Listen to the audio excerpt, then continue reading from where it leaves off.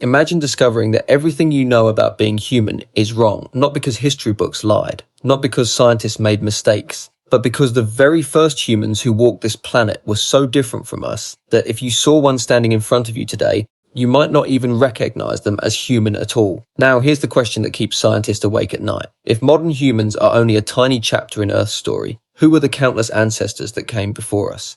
What did they look like? How did they survive in a world filled with giant predators, brutal climates, and dangers beyond imagination?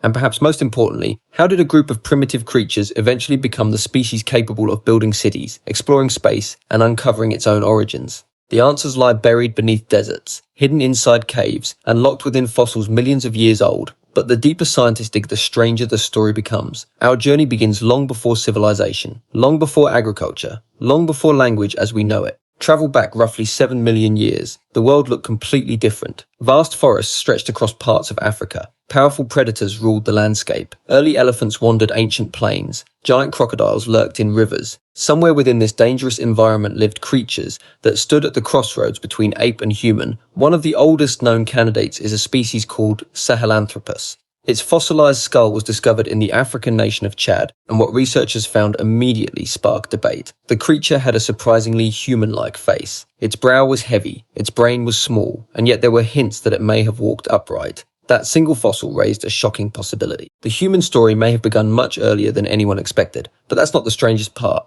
For decades, scientists imagined human evolution as a simple ladder. One species evolved into another, then another, eventually producing modern humans. Reality turned out to be far messier. Instead of a ladder, evolution resembled a tangled tree with countless branches growing in different directions. Many of those branches ended in extinction. Others survived for hundreds of thousands of years before disappearing forever. And somewhere among them emerged our own lineage. A few million years later, another remarkable ancestor appeared, Australopithecus. These creatures walked upright across the African landscape, but they still retained many ape-like features. Their arms were long. Their brains remained relatively small.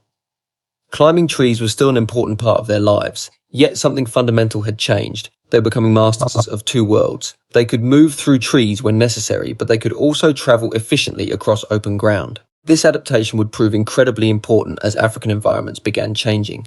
Forests gradually gave way to grasslands, food became harder to find, survival required flexibility, and flexibility would become one of humanity's greatest strengths. Then came one of the most famous discoveries in scientific history. In 1974, researchers uncovered a remarkably complete skeleton in Ethiopia. They named her Lucy. At just over 3 feet tall, Lucy transformed our understanding of early human ancestors. Her skeleton revealed clear evidence of bipedal walking. She wasn't stumbling awkwardly across the landscape. She was walking millions of years before modern humans appeared. Suddenly, one of evolution's greatest mysteries became clearer. Walking on 2 legs came before large brains.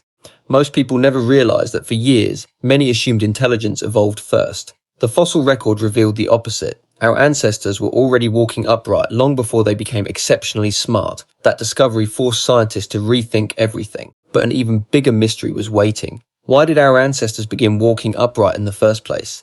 Several theories emerged. Standing tall may have helped them spot predators hiding in tall grass. It may have freed their hands to carry food or offspring. It may have reduced exposure to the scorching African sun. The truth remains uncertain. And that's what makes the story so fascinating.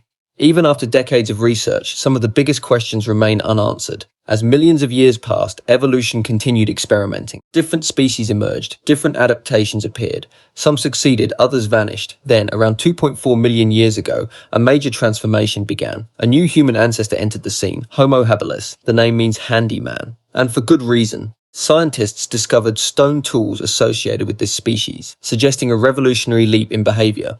For the first time, our ancestors weren't merely adapting to the environment. They were actively reshaping it. Imagine the significance of that moment. A sharp stone could cut meat more efficiently. It could crack bones to access nutritious marrow. It could process food in ways never before possible. Simple as they seem, these tools changed everything. Energy-rich diets may have helped fuel larger brains. Larger brains encouraged innovation. Innovation improved survival. A powerful cycle had begun. Here's where things get even more interesting. The earliest tools were astonishingly simple. One stone smashed against another. A few sharp edges. Nothing that would impress modern observers. Yet those crude tools represented one of the most important technological breakthroughs in Earth's history. Every smartphone, spacecraft, and skyscraper can trace its origins back to those first chipped stones. The chain of innovation started there. And once it started, it never truly stopped. As Homo habilis evolved, another species appeared that would take humanity's story in an entirely new direction.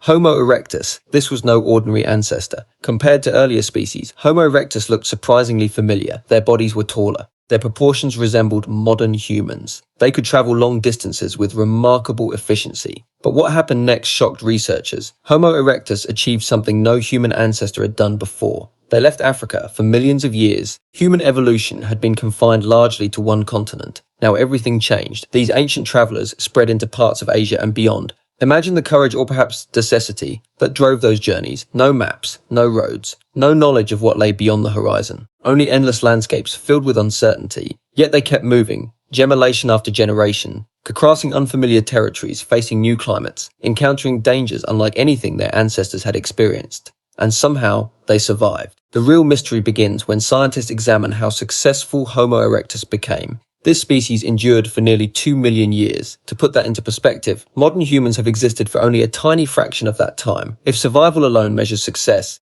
Homo erectus may have been one of the most successful human species ever. But their greatest achievement may have been something even more extraordinary.